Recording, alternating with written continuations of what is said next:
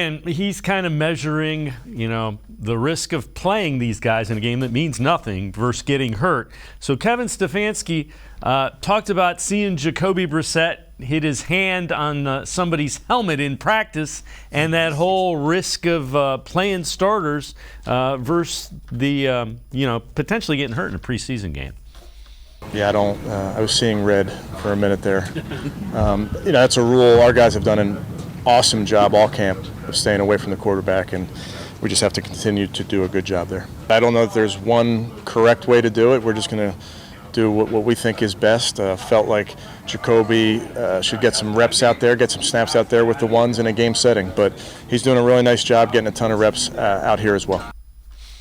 Quincy, I know on your show you've addressed this. Why do you think the Browns should stick with Jacoby Brissett? Your thoughts on that?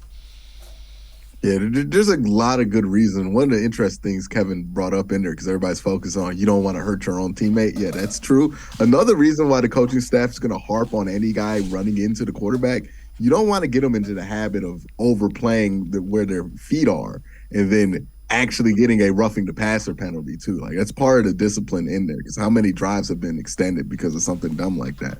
But yeah, why the Browns should stick with Jacoby Brissett is an interesting conversation, because I think, one, we overplay how good the other options can be sometimes at this point, right? Like, we think that everything else other than what we have is a better option, but in reality, they're all the same caliber of option, and this is the one that we've been committed to the longest.